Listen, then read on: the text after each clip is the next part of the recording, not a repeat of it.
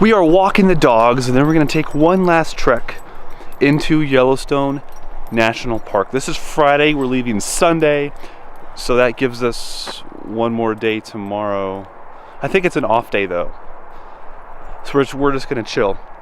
And when I'm in a national park, I'm sure it's true with everyone, you'll see all kinds of cameras, from really tiny cheap ones to huge $5,000, $6,000 cameras. And take it from me, I'm not like the best photographer in the world, but you don't need expensive equipment to get some really cool shots. You need to think about it. You need some creativity, you need to try new things, get down, get high, whatever.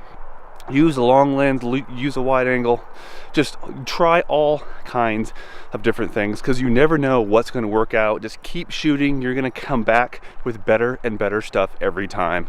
A better camera is not going to get you better shots. It'll get you more megapixels, but if the shot's not good, if there's nothing really, you know, appealing about that shot, then you could have as many megapixels as you want. You're probably not going to like the shot, and you're just going to throw it away. It's going to take up space on your hard drive. So ditch the huge expensive camera unless you have a need for it, and just get creative with whatever you have.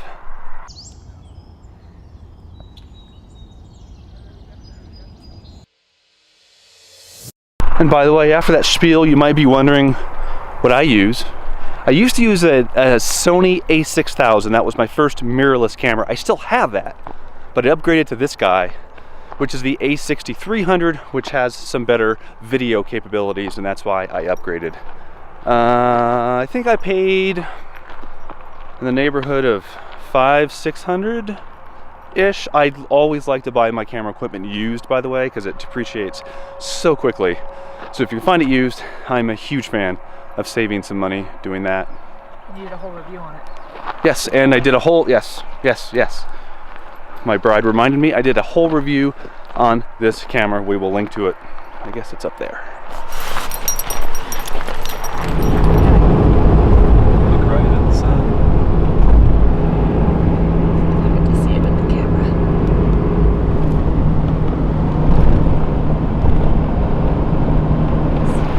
So we can do this whole loop. Okay. As you can see, we're fogged in this morning.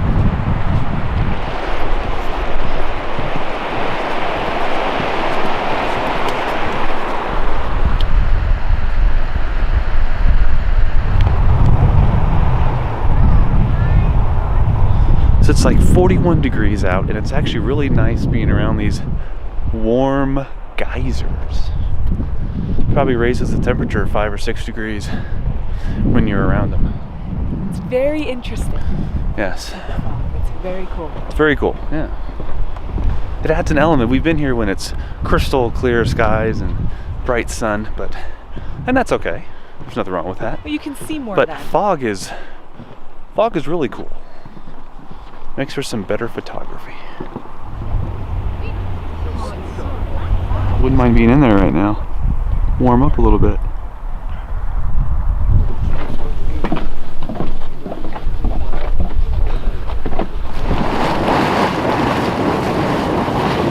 We have a bear bell. Listen for it. You can't miss it. You really can't miss it when you're walking right next to her and the bell's there. Her. Try being her. I don't particularly like it. I like silence when I hike, but if it's that or being torn apart by a bear, yeah. You know, Meanwhile, there are other people around here though, so. Yeah, we've seen a few. Meanwhile, this hike feels like fall. It's chilly and oh, it's damp, chilly, all right. and it smells like pine trees. It's lovely.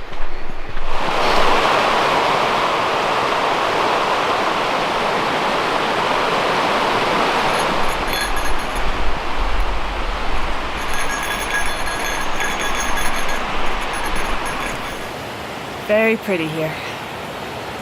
Got the wide angle on again. You notice the audio is a little bit different when I have the wide angle on? That's because this thing is so long that when it's on the camera, you could actually see the top of it. So I take it off, rely on the onboard audio. Now I'm dropping stuff. No, it's still attached. Ah, we're a mess. We're a mess. Ladies and gentlemen, Mystic what Falls. falls? Mystic Falls. Courtney just said it's extra mystic. Because of the blue sky above and the fog burning off. Very pretty.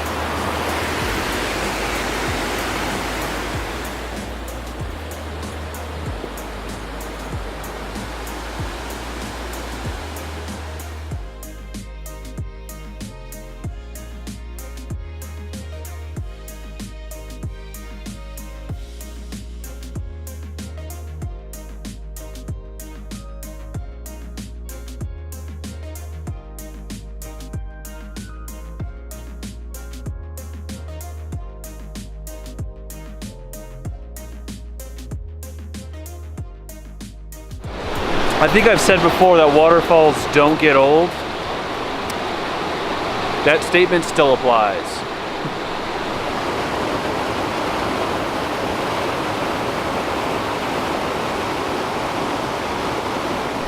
I just told our smart and very talented followers that waterfalls never get old. No, they don't. I think they're probably our favorite thing to hike to. Oh, Yellowstone, you don't disappoint. So we made it out to Mystic Falls. You can either turn around and go back the way you came, or do this loop, and that's what we're doing. A loop. It is amazing what a height of 7,500 feet will give you. A bird's eye view of Yellowstone and geysers.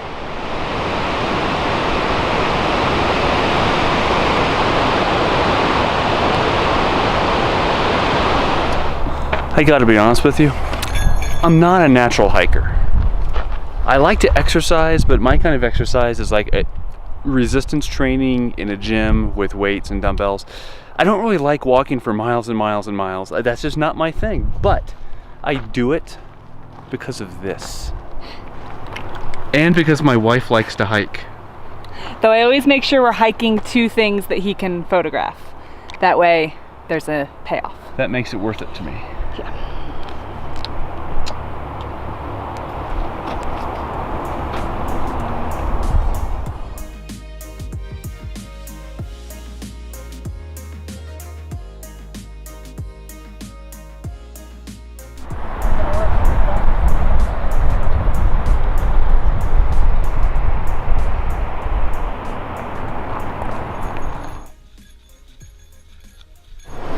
We've officially left Yellowstone for the last time, at least for this trip. Filling up Clifford with diesel as we're leaving in 2 days. I don't care how far we go on travel day, we always begin with a full tank of diesel, just in case. Just in case.